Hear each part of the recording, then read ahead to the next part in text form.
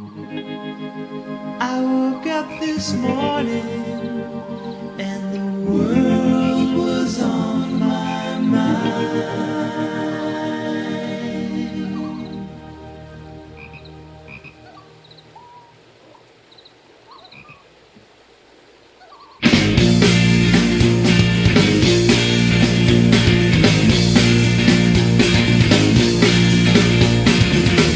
Got nowhere to go, I got no place to be.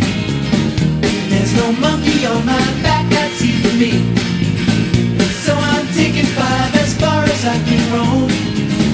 And if I close my eyes, the world becomes my home. When I step outside, when I chase the wind, and I'm feeling fine, I'm feeling fine. Now all the world's my home and anywhere's my life. I swim up any river and I climb up any rock. From the mighty northern pole to the deep blue Tennessee.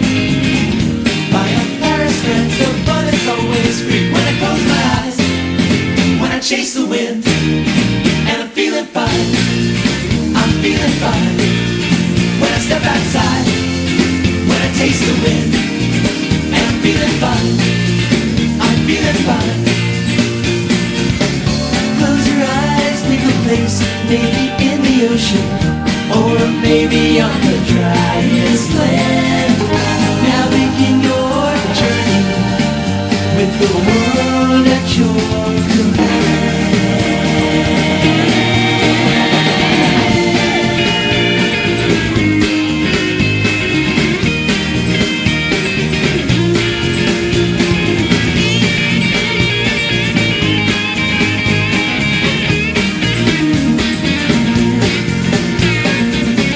Close your eyes, pick a place, maybe in the ocean, or maybe on the driest land. Now begin your journey with the world at your command. Got nowhere to go, I got no place to be. And there's no monkey on my back that's eating me. So I'm taking 5 as far as I can roam. And if I close my eyes, the world becomes my home. When I step outside, when I chase the wind, and I'm feeling fine, I'm feeling fine. When I close my eyes, when I taste the wind, and I'm feeling fine, I'm feeling fine, and I'm feeling fine, I'm feeling fine, I'm feeling fine, and I'm feeling fine, I'm feeling fine, and I'm feeling fine, I'm feeling fine, and I'm feeling fine, I'm feeling fine, and I'm feeling fine.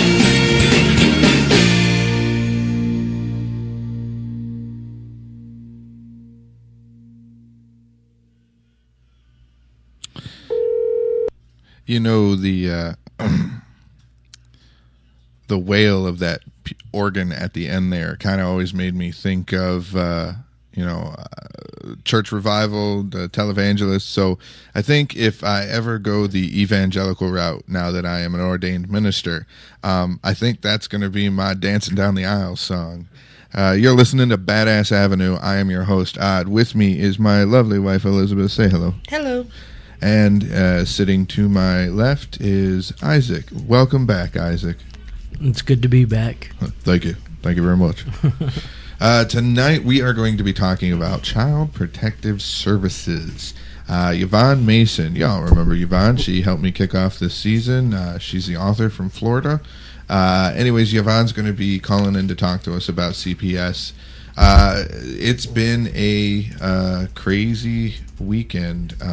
Actually, in 9 minutes, Yvonne Mason will be calling in, and we'll be getting into Child Protective Services. I have over the years heard about like the state of foster care and how CPS is used to bully and threaten and scare, and there were those that warned us when we caused the wake in the media or on the news with our school district in the past, that we better be careful that we don't piss off the wrong person and have CPS called on us. And it was friends that were, genuinely concerned and knew how shit could work. And it boggles my mind that something that has nothing to do with the issue at hand can be used to... They shouldn't... I mean, no one should call CPS for watching out for your kid. No, that's the complete opposite reason of why CPS was made in the first place. If you're watching out for your kid and are doing what is best for your child, there's no reason why you should ever have to worry about CPS. But see, ever. The problem nowadays is everybody wants to get in and tell you how to be a parent. Now, look, we advocate what you should do as a parent and what you should not do. But these are opinions. We're not bursting forth into your homes and slapping the power out of your hands. If you don't like what we have to say about parenting, don't fucking listen. It's simple as that.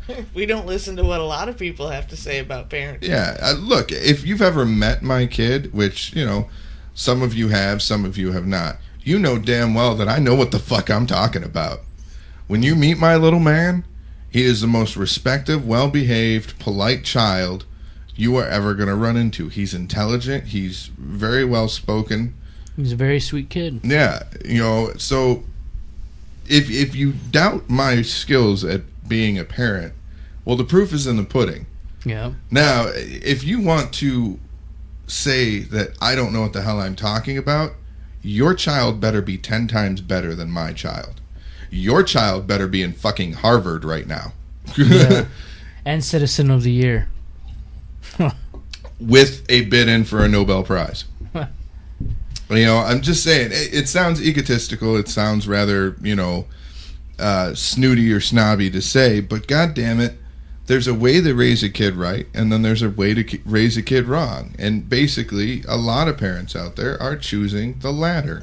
They're not raising their kids. That's the problem. And sometimes that's the worst option. I mean... They're leaving it to the school system, to the churches, to these people, to that people. Mm-hmm. Let karate raise your kid, hockey, this sport, that sport, Boy Scouts. Oh, no, my parents were a lot more hands-on, to say the least. See, and that's the other thing, too, is Goat just mentioned he has met a few homeschooled kids, and they are good kids. Yep. That's because they're not having all of the societal junk pumped into them. Right, they're not competing for social status, Mm-hmm.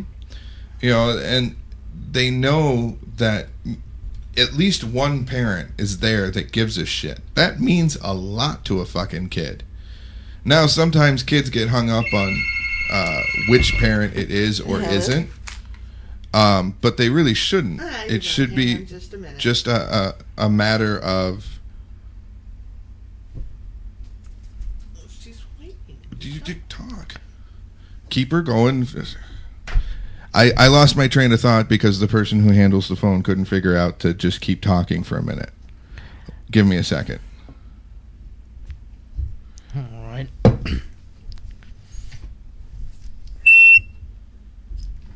That was... No, hold on. Are you there? Oh, yeah. Okay, hold on. Let me get the rest of the stuff clicked over. Are you there now? Oh, yeah. How you doing, Yvonne? I'm wonderful.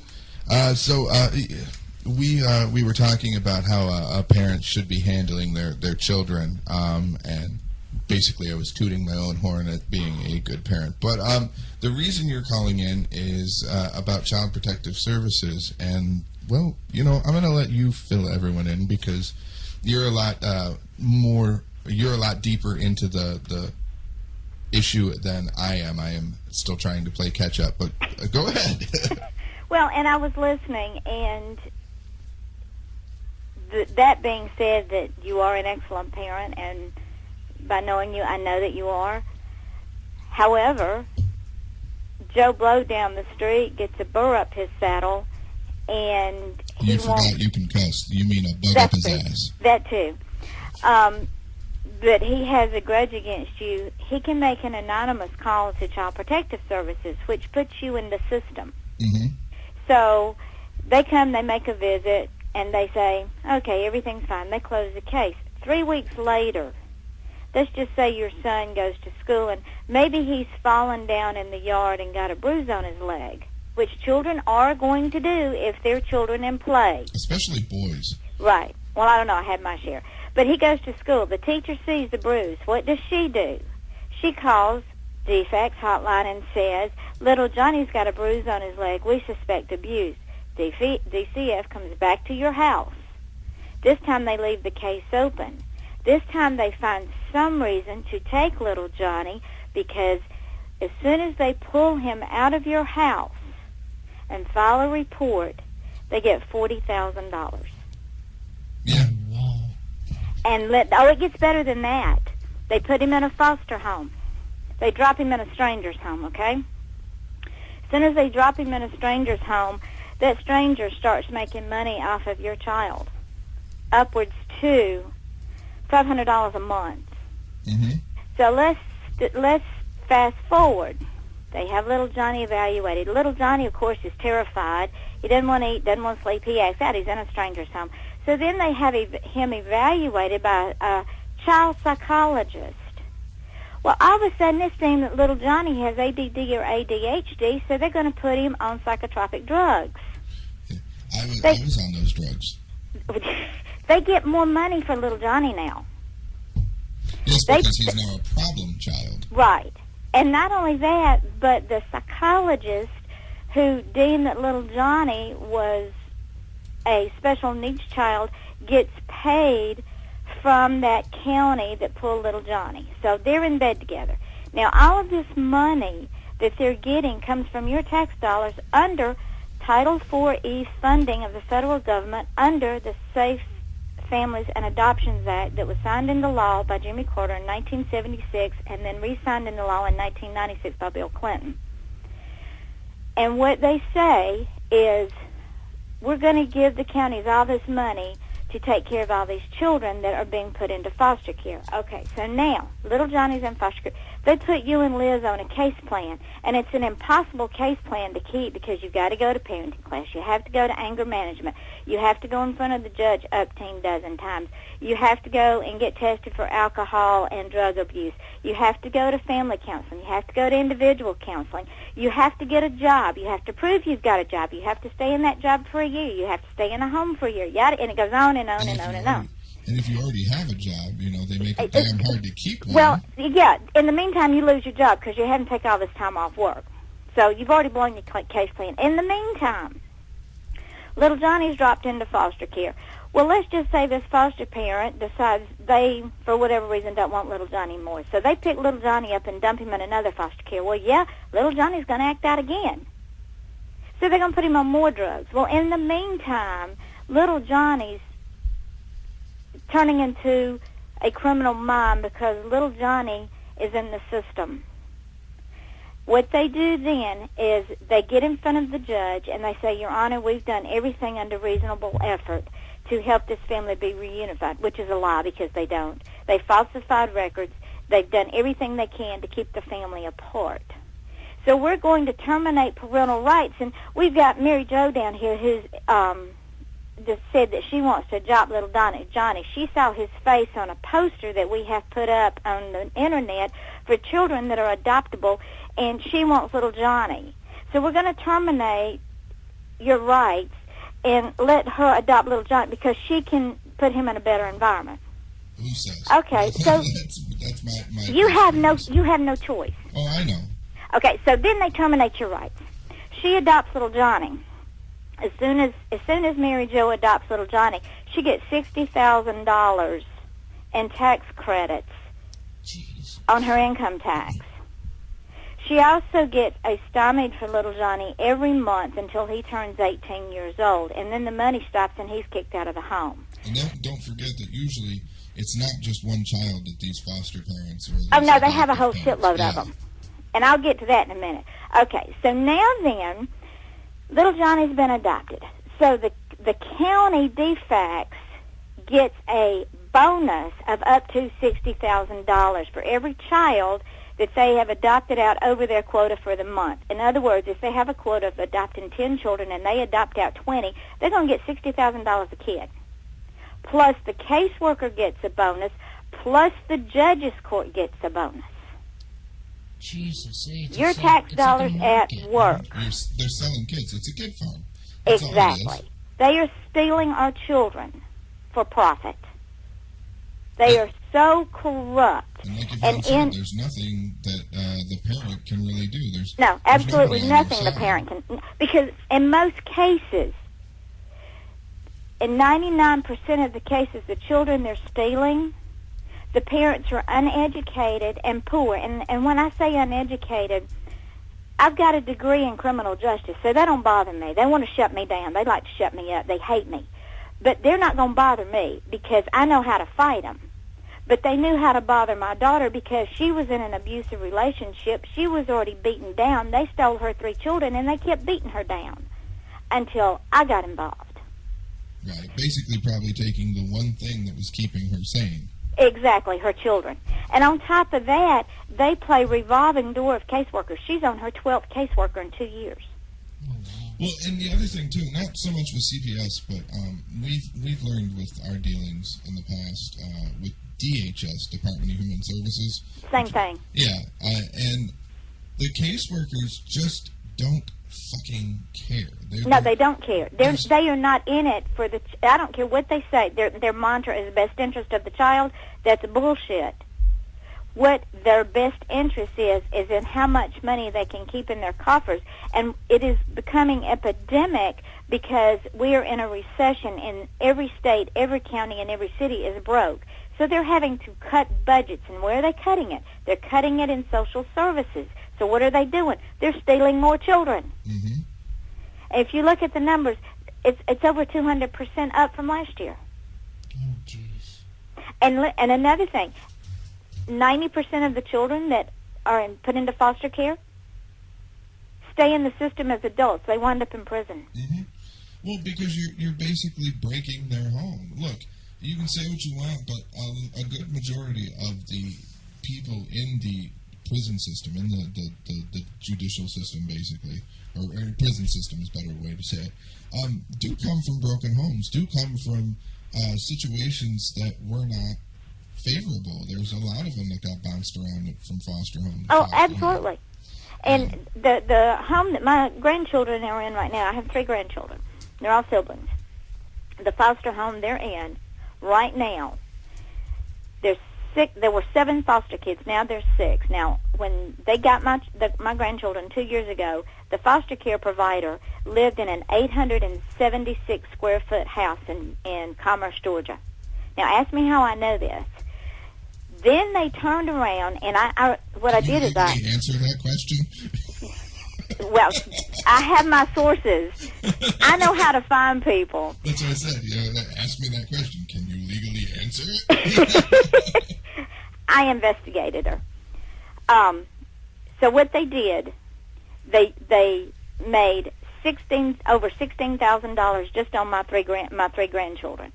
They had 4 more foster kids, and they made at least that much, if not more, on those 4 foster kids, depending on if any of them were siblings. When I investigated the foster care provider, her husband only made $30,000 a year. She's a stay-at-home mom and makes between $150,000 and $174,000 a year. Would you please tell me how? Children? Yeah, and it's non-taxable. I could have sworn we did away with child labor and sweatshops. You think? Yeah. And slavery? What they did, because with my blog, I tell it like it is, they told my daughter that in order for her to get her children back, she had to have a bedroom for every child. But then these children are in this foster care home with 876 square feet, and they're stacked up like cordwood. Mm-hmm. So they turned around and built a brand new 1,200-foot house in Madison County, the next county over, using the money they made off of those children. That's horrible. And there's no excuse for it either. No, there isn't. For those of you that are interested in checking out Yvonne's blog, I'm going to post a link in the chat room right now, and I'll be posting it with the show. It is http:// protecting our children from being sold.wordpress.com. It's a good resource to educate yourself. There's also tons of resources on Google. If you put in fighting CPS or CPS are bastards or, God hates CPS, you'll find something. You'll probably find my name because it's all over the place. In fact, Yeah, I know. You were like your blog was like the top 4 or 5 results when I searched. In fact, there's a girl, a friend of mine, who was doing a research paper for college, and her thesis is the abuse of CPS, and she's using my blog as her only resource. Oh, wow. Because it is that. In fact, my daughter's latest public defender. Public pretender. Yeah, well, him too. And that's another story within itself. But anyway, he's the second one she's had. And she was in court the other month, and I asked her, I said, now, is he with you? And she said, yeah. I said, you tell him that I said that under Title IV funding, under reasonable effort, CPS is supposed to help you find housing for you and the children. And they can't just say, oh, we gave her a couple of numbers, we've done reasonable effort. No, they have to prove that they helped you find housing and helped you get in it, or else they lose the federal funding. Again, your tax dollars at work. So she called me after she got out of court, and she said, I told him what you said. And I said, and what did he say? And she said, he wanted to know if I had the information. And I said, no, but my mother does. And he said, well, can she get it to you? And I said, no, she'll get it to you. So I sent him the information. And when he got the information, she called him, and he said, yeah, the day I got your mother's packet, I was knee-deep in her blog. He says, I've even got my own notebook going with the notes that I'm taking out of her blog. He said, tell her I said keep it going. Wow, that's good. I am 2,000 hits from a 100,000 hit blog. Right. People are reading this blog. Children, I cannot tell you the corruption. The little girl down here in Florida that just died, Nubia Baharona. Yeah. Well, when her mother's parental rights were taken, then they took away the father's parental rights. Well, the father had a brother in Texas. He got hold of his brother and said, please get the children. Well, immediately the brother and his wife started through the process in Texas to get the children transferred from Florida to Texas. It's called interstate. Well, Miami-Dade DCF fought them. And the reason that they fought them was because they knew that these children were going to be up for adoption because both parents had lost their rights. So they were fair game to be up for adoption. And they knew that they were going to make a shitload of money off of these 2 children.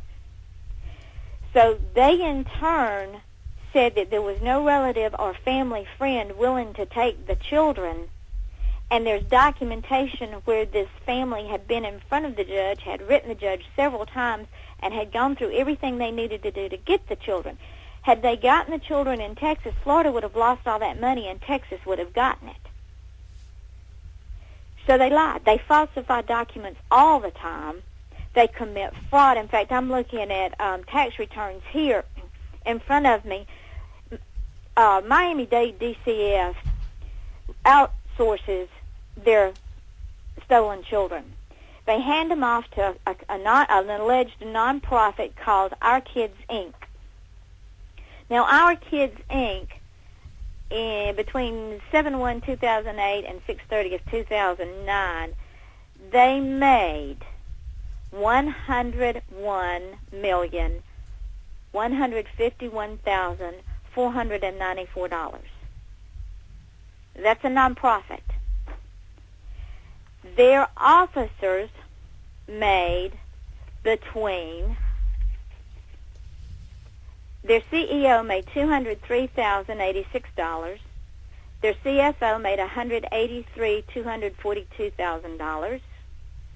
$183,242. Their CIO made $151,926, and their director of finance made $144,825. CPS gave them $99 million. And the scary thing is because the money is flowing, nobody cares. And nobody knows where it's all going. Now, a nonprofit organization cannot show a profit. They showed a profit.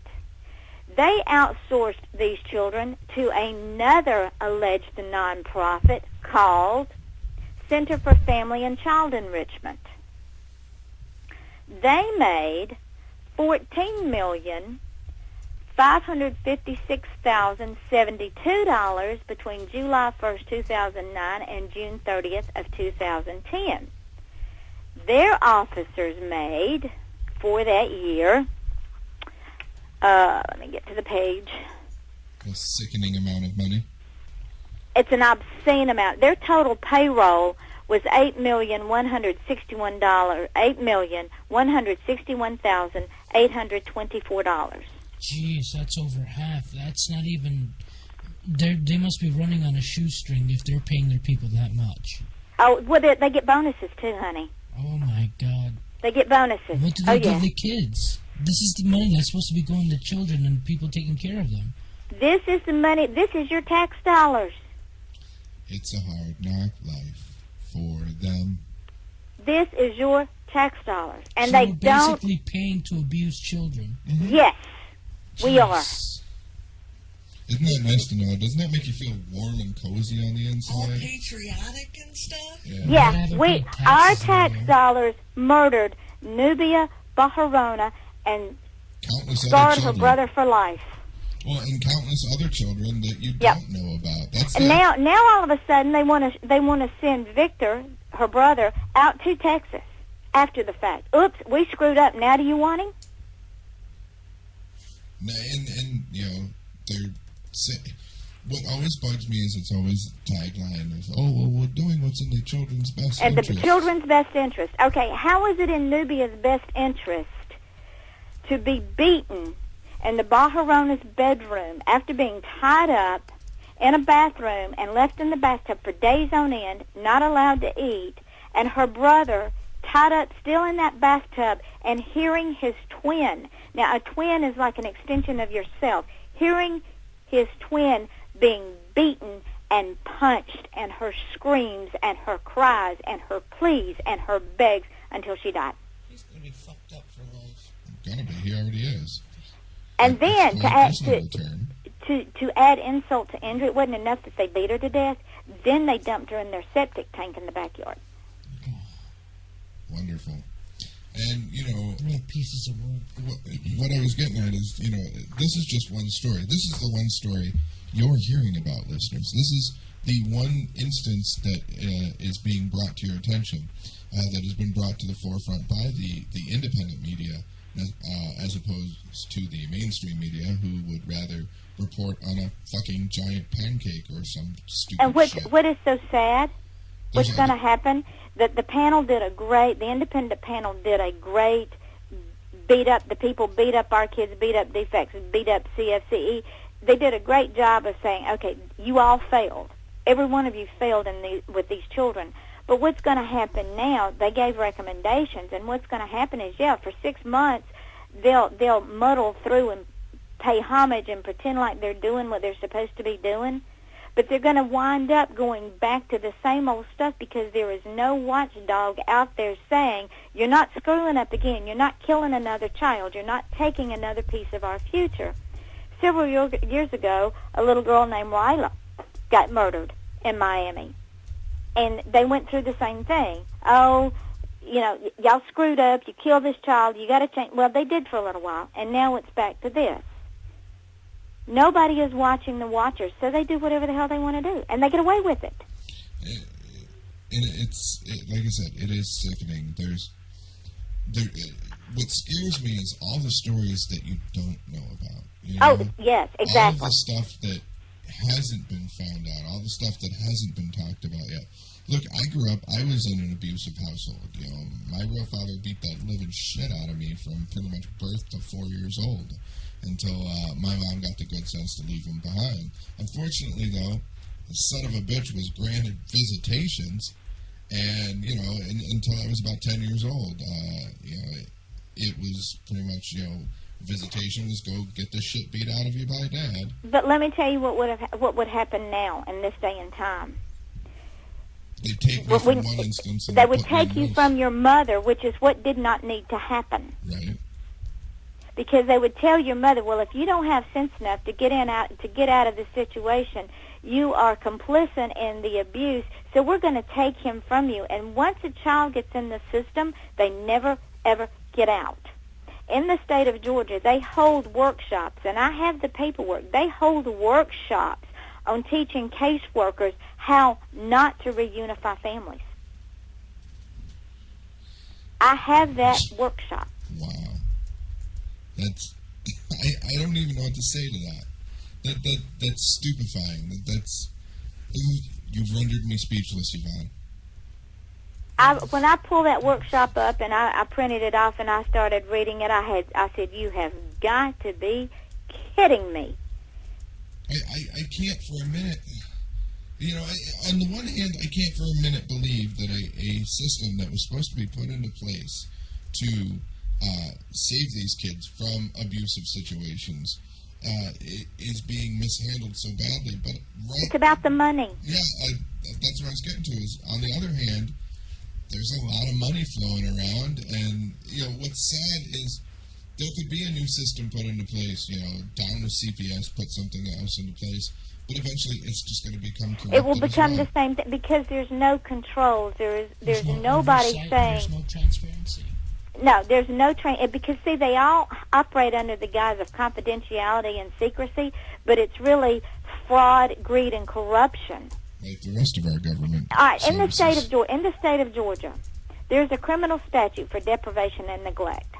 It is a Class 3 felony. When they charged my daughter with deprivation and neglect, I said, okay, this is what you do. You tell them to criminally charge you under this statute. And I gave her the statute.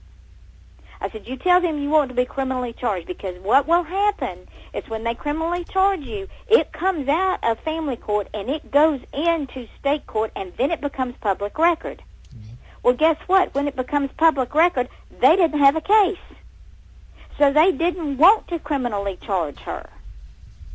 That's how they get around it. Right, and they still end up just taking the kid. And and make her jump through all of these hoops. And eventually what happens is the parent says, you know, I am so done with this. Y'all have just beat me down. I'm done. I'll just give me the paper. I'll sign my kids away. I can't do this anymore. And at one time she was at that point. I said, no, hell, you're not. If I have to come back to Georgia and whip your ass, no, you're not. You're not. They will have to put you in jail and pull your fingernails out and cut your throat before you sign over your kids. I don't give a damn what they tell you. I'll tell you what, if someone showed up at my door trying to take my son away, they'd be taking me away too, because I don't care. I ain't stopping until one of us is dead. Well, when I got the phone call from the first caseworker, and we were going to have a family intervention, well, that was their second mistake. Their first mistake was taking my grandchildren. Their second mistake was calling me. Because when they called me, and there was a whole shitload of them in this office, and I said, before we get started, I'm gonna say something right now, and you can put it in your little notes. It would be in your best interest to give my grandchildren back to their mother, close this case, and forget that you know the names Samantha Thomason and Yvonne Mason. And for a minute they were stunned, and then Stephanie, the caseworker, said, well, Miss Mason, we can't do that. I said, I'm going to tell you again, it would be in your best interest to give her children back and close this case and forget you know us. And another one of their little minions said, oh, no, you don't understand. We can't do this. And I said, you know, I'm going to tell you a third time, and this is twice more than I ever tell anybody, anything. You close this case, you give her children back, and you forget you know us. And their supervisor said, oh, Miss Mason, we are so sorry. You don't understand. I said, no, apparently you don't. Now it's on you, because you have set the bar, and now you're going to pay. Sounds like I should have the clip from Pulp Fiction where Samuel L. Jackson's character is reading from the Bible. I will rain down hellfire and fury And I was thinking the Wyatt Earp one was one when he says, "And hell came on a white horse." Somebody in the chat was wanting to know where they could find the information about the classes, about how to not reunite families. Tell them to go on my blog. It's on one of my posts. And we will do some scouring on our own if you happen to not be able to find it and point you in the right direction. Yeah, it's on there, and I pulled it and printed it, and either the link is on there. I think there's a post on there as well as the link. But they in fact, I will hold on a minute. I want to get that, and I will read it to you. I've got 2 totes full of stuff. Well, I mean, what? It almost sounds silly to ask this question, but I mean, honestly, what can we really do? I mean, what it's going to take is for the parents, and this is something else, and it's a very good question that you ask. What they do when they get these children, they intimidate the parents, and they tell the parents, you cannot, because they threatened my daughter with this. And she told them, yeah, you call my mama and you have that conversation with her, and then you call me back and tell me how it goes.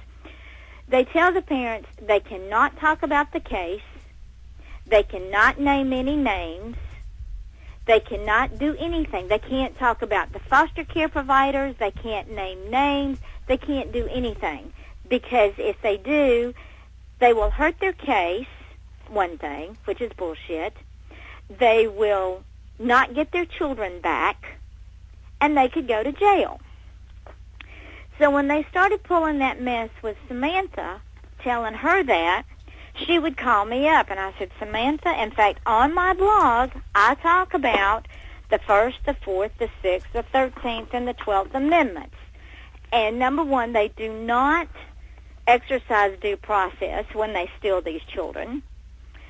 They violate the 13th Amendment, which is no man shall be held into slavery, because they hold these children as slaves. They do not allow these families to exercise their First Amendment right of freedom of speech, and they intimidate them.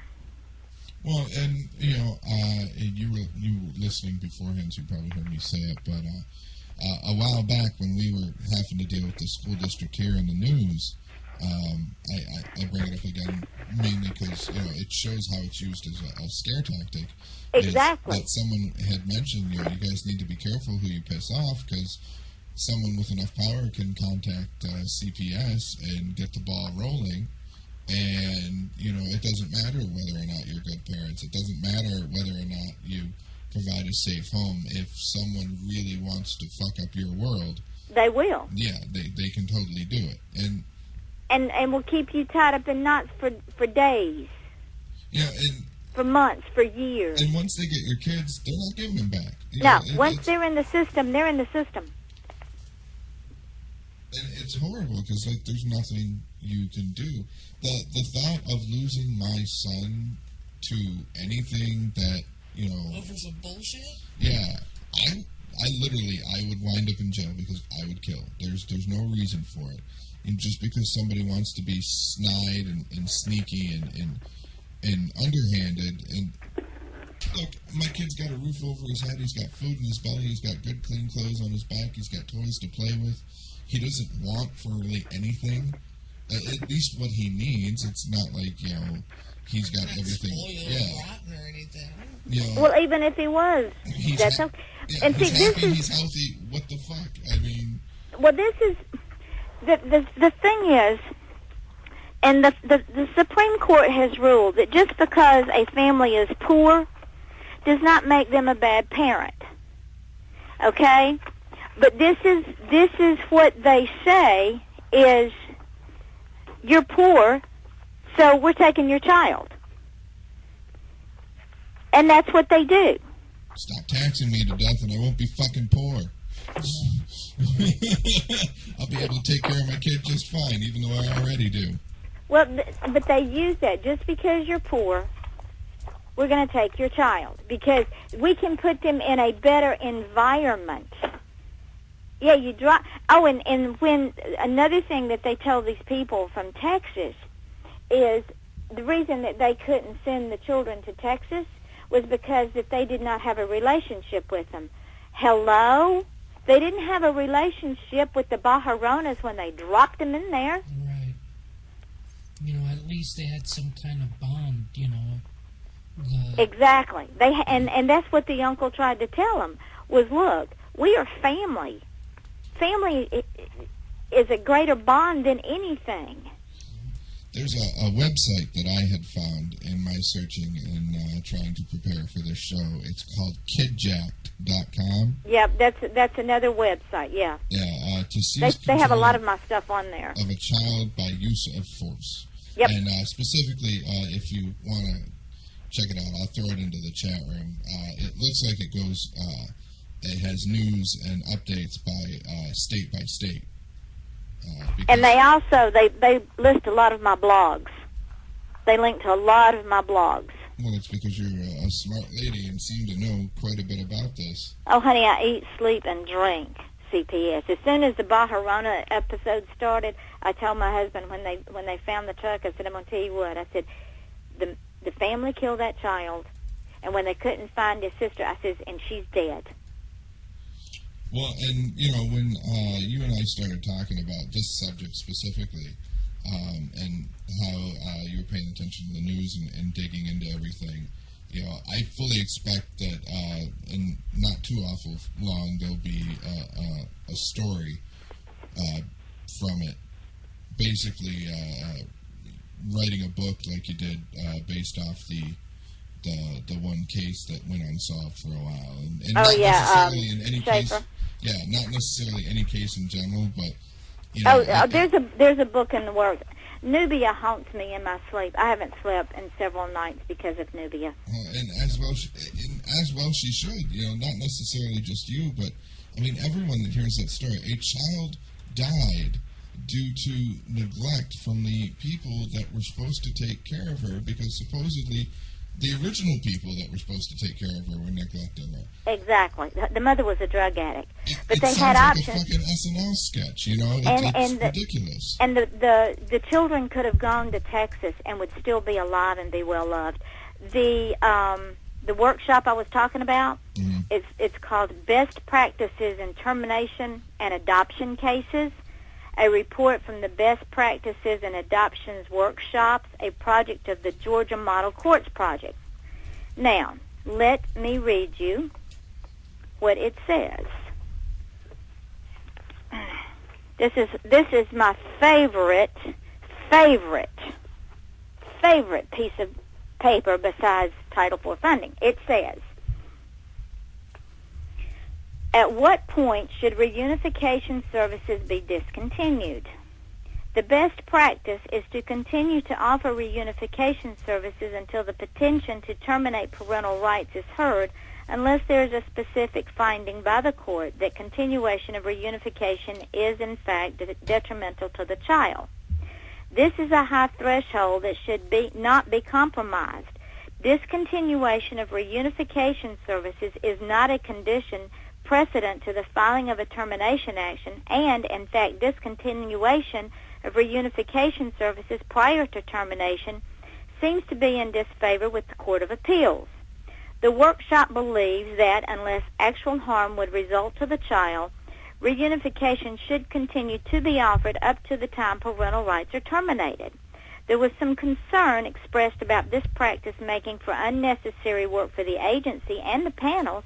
However, the reunification plan is already in place, and all that has to be done is to monitor the progress. Sounds real good, doesn't it?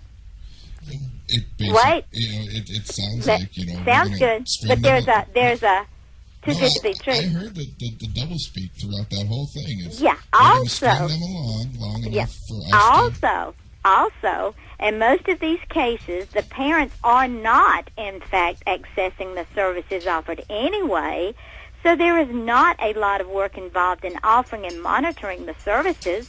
We believe that the value in offering the service and the impact that may have in the appellate courts outweighs the disadvantages of continuing to offer the services. This approach also allows us to avoid the necessity of having a permanency hearing, except in cases where it is absolutely necessary That is where actual detriment to the child can be clearly established. Keep in mind also that if the time frames proposed herein are met, we are not talking about continuing to offer the services for an extended period of time. I Yeah. rest my case. Basically, let's string them along long enough for us to seize complete and total control. Absolutely. Yeah, and I understand that people get beat down, but, you know, I can't honestly see anything stopping me from ever fighting for my kid. If you let's play pretend for just a minute. I will say though that I'm not like everyone else. I am rather much That a and see bulldog. I'm not like everyone else, but we do have people out there that have lost their jobs, have lost their homes, are uneducated, and the fact that in Jackson County, Georgia, it has an unemployment rate of over 12%. The educational ratio of 99% of the children in that county is 10th grade. The monetary ratio is maybe 30,000. So we're talking about a poor county to begin with. Prime pickings.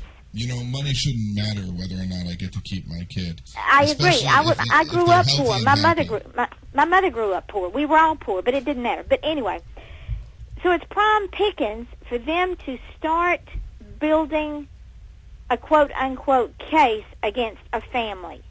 And it doesn't matter if that family... My daughter had a roof over her head and she had a job. By the time defects got through with her, she had neither. There's no excuse for that. And she also didn't have her children. They're literally stripping every last thing away. Your self-respect, your dignity, your self-confidence, your ability to make a living unhindered, because you've got to take time off to go to hearings, you've got to take time off to go to panel, you've got to take time off to go to therapy, you've got to take time off to do a P-test, you got to take time off to go to counseling. Oh, and don't forget, too, therapy, counseling, the P-test, and probably any other number of services they We make pay you for. do. Yeah, you've got to pay for. No, we pay for it. DFACS pays for this to be done, but we as taxpayers are paying for that service. And they have their own little group of people that they're all in bed with. See, I would figure that, I don't know, I just naturally assume that on top of asking you to take all that time off, they also ask No, you to because pay under for Title IV funding, they have to offer that service under reunification. Well, that's another way for them to get around Make all money. those costs is by taking taking away the ability for or the chance of reunification. Yep. Right, and if you're going to people who are specifically paid for them. See, this sounds more of employees trying to, shortchange the system. This sounds, are all CPS employees doing this, or? Pretty much, yeah. Let me tell you what I just found out a couple of days ago. There's a child that's been adopted over in Leesburg.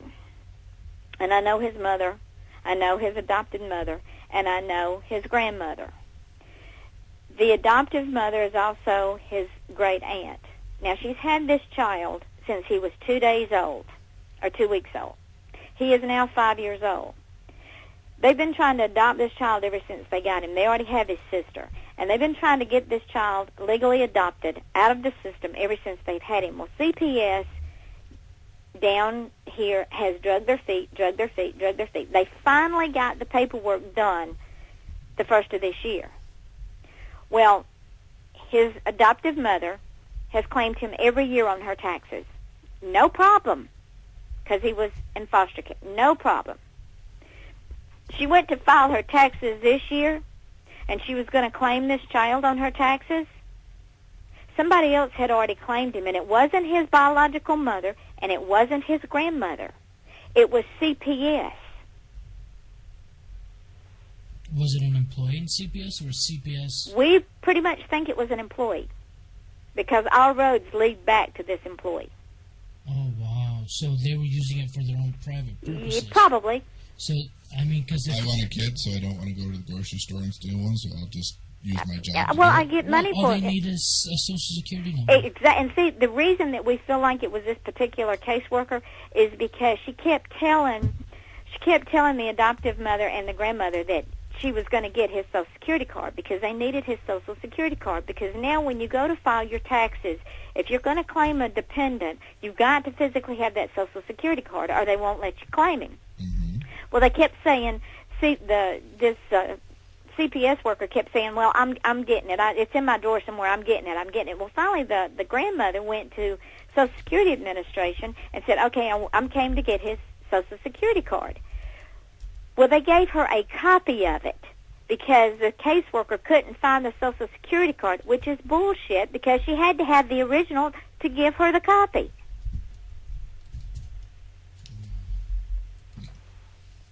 Do the math. And no one cares because No. The money flows. And The money flows. But that's evidence. That's direct evidence. That is Of evidence. malfeasance by the department. You know what, though? But until somebody says or until somebody blows it up, nobody's going to pay attention until the media gets their little claws in there and starts digging. And honestly, even then, let me put this. Probably being paid not to.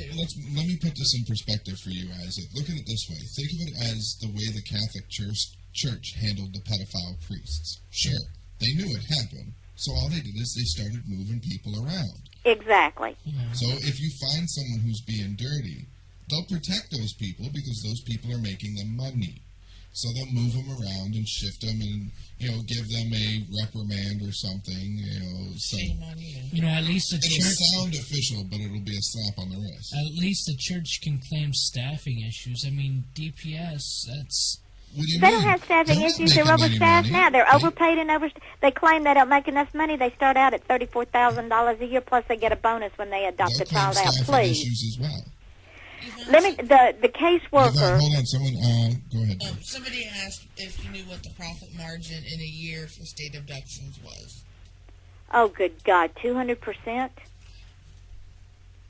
Yeah, that sounds about right from what you said earlier. Yeah, They had just 200%. come into the chat.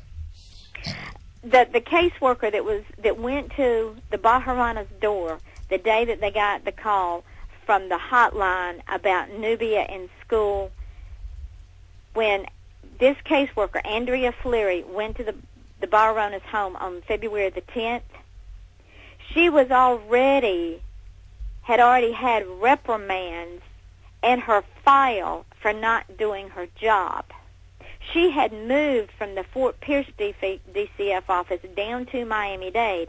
My belief is she was in trouble up there, and so they moved her, just like they did the priest. They moved her down to Miami-Dade, where she had reprimands in her file for not doing her job. And nobody really seemed to care, did they? No. I have the meetings of one of the Miami-Dade Community Care Alliance board meeting. This meeting says Charlie of Dade County, Rachel Solty, one of their greatest accomplishments is permanency. Successfully closed 500 cases and finalized 76 adoptions. From the 76 adoptions, 38% were siblings and 24% over the age of 12. Now, let me tell you what they do. If you can go online and you can type in adoption websites, Wednesday's Child out of Georgia, Wednesday's Child, put in Wednesday's Child. They have all these pictures of all these children smiling and saying, I just want a loving family. They coach these children. They also have adoption fairs where you go and you literally pick out a child like you would a slave, and you say, oh, little Johnny's blonde-headed and blue-eyed. I like little Johnny. I want to take him home. Pretty soon we're going to have commercials for, like, the animal shelters of just different kids. Yeah, they do that in Georgia. They do that in Georgia. Wow, that's... it's. I'm looking at the website right now. Let me read you this one. CBC Provider Report. 2007 was a big, great year. We celebrated our 30th anniversary. Met adoption goal. Did in 70 adoptions in June. This physical year, we have done 38 adoptions. Our target was 52, and 14 adoptions were done on Adoption Day. Yay us!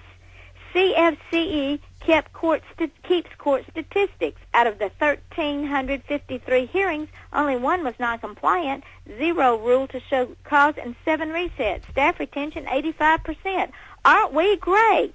You know, they should really start showing, you know, their percentage of adoptions compared to their percentage of reunification. Where's the numbers on reunification? They never, ever show percentages of reunifications. They never do. This website is sickening because it's basically like a menu for children. Yep. And here's the thing, too.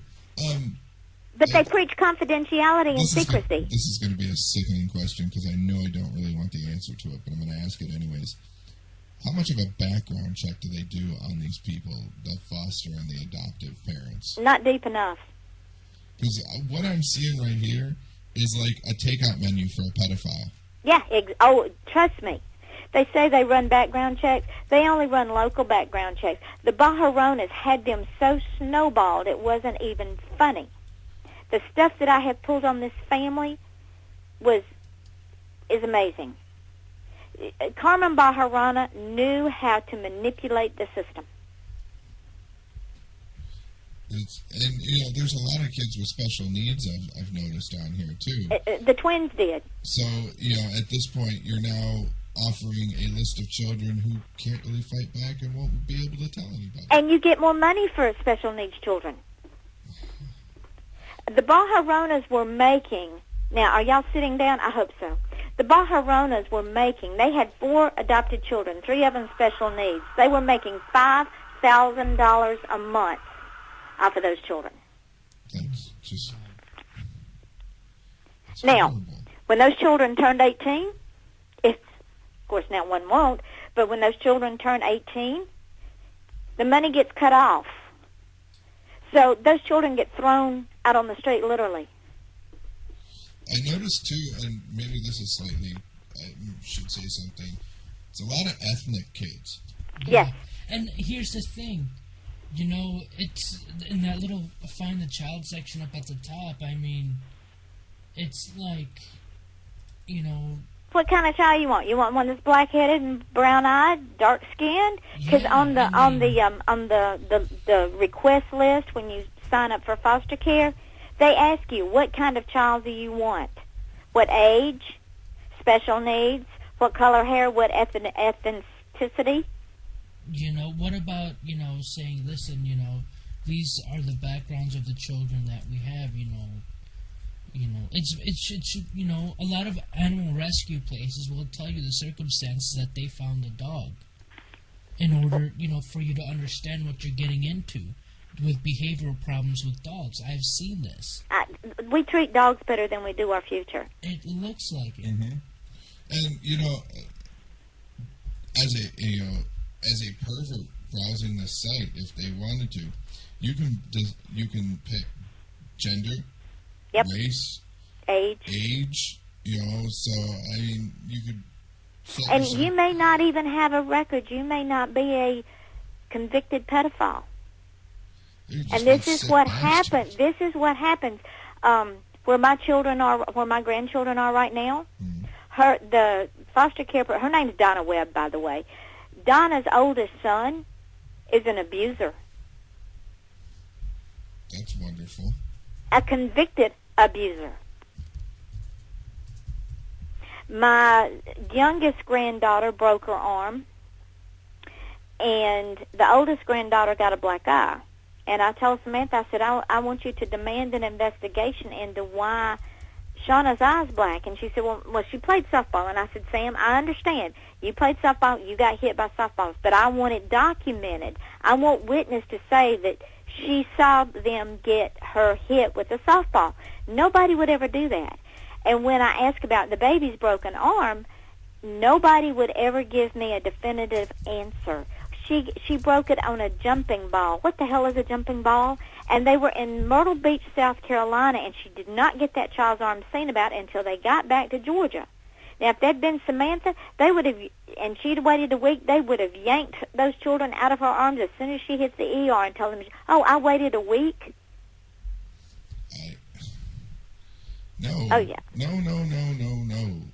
This is 100% wrong, and why is there not more of a fuss made over this, other than the fact that, money is tied up in it? Because it's like everything else, as long as it's not in, and I don't mean you personally, but as long as it's not in your backyard, it doesn't matter. And I can't tell you, people have almost spit on me because I fight CPS.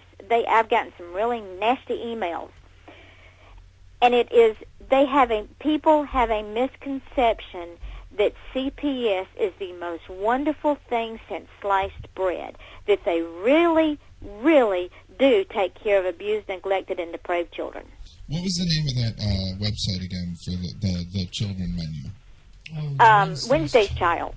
Okay. That's out of Atlanta. Yeah. Florida has one too. In fact, I've put several of those sites as links on my blog. Ooh, it's a Freddie Mac Foundation, so Yep. Wednesday's Child benefited from the economy collapse. Yep. Wow. I am honest. Like I said, I am honestly speechless. I don't even know what to say. It's disgusting the fact that people who are supposed to be put into place to make sure that the kids are safe, that aren't in, make sure that they aren't in abusive homes. I don't doubt that CPS at one point probably served a decent function. Unfortunately, like every other governmental program, it got bloated, corrupt, and and abusive.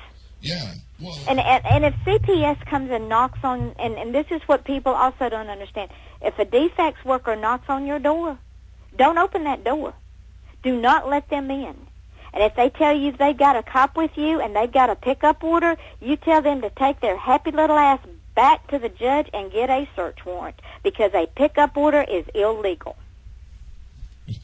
Ain't nobody setting foot in my house to look at nothing or take nothing without a warrant. I don't care. I am not an idiot. And I cannot get this across to these parents. Exercise your rights under the Constitution. They do not have the right to not allow you due process. Some judges don't even tell parents that they are entitled to an attorney at the first hearing. They don't even appoint them one. I'm reading the chat. It's Two Moon says, I would like to tell you that the adopted kid behind us died 2 years ago. Another one, 3 years old, almost drowned, if not for another neighbor, from the same house. And that's because, no, that was someone else. That parents being neglectful, CPS, foster care. I mean, there's nowhere safe for children anymore. No. There used to be a time where, the kids were pretty much okay. There weren't creepy, stalker pedophiles lurking around every corner. There's always been evil in the world, and there's always been abuse in the world since the beginning of time. I mean, that's just the nature of the beast. But because anytime the federal government says, I'm here to help, run for the hills. Because anytime the federal government sets up a program, you can bet your sweet ass it is going to be corrupt, it is going to be abusive, and it is going to be full of greed, and there's not going to be anybody watching it. There's going to be no oversight. Yeah, when something like this happens with Nubia, only for a moment, and then it will be back to business as usual, only twice as bad because they got away with it.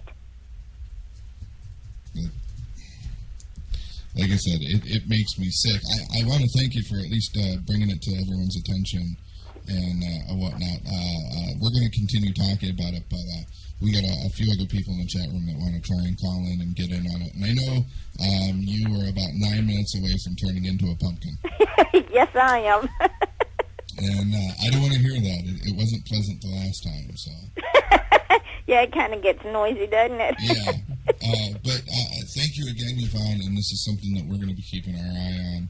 And I'll make sure I post all the links and stuff when we post the show tomorrow, links to your blog and all the sites that we've talked about. And tell any parent that has had their child taken, if they want to tell their story and they're willing to name names, let me know.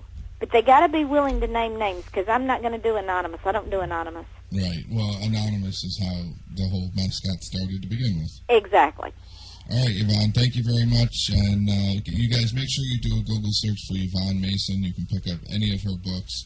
And also, like I said, I'll post links to her blog. Have a good night, Yvonne. Thank you, sweetheart. Later. Bye-bye. Wow, that. I'm going to try something and see if it helps. For some reason, I have noticed that when we use the phone rig, people seem to have connection issues. Now, I don't know if it's just because of the phone, or it just so happens that some of the nights when we are using the phone, we end up having quite a few listeners. Our server can only handle so much. There's not much I can do about it, and some nights we get slammed really hard with the hits, which is a good thing. That's 100% a good thing. I'm still trying to figure out, like I said, it seems like it also could be the phone for some reason, because maybe it's at a different frequency. We seem to have issues when we use the phone. Who knows? Let me throw it to some music, and we'll be back to continue this discussion. We'll see if you guys stay connected, and if so, we'll know that we can't use the phone anymore for a little bit until I fix the problem. Or we'll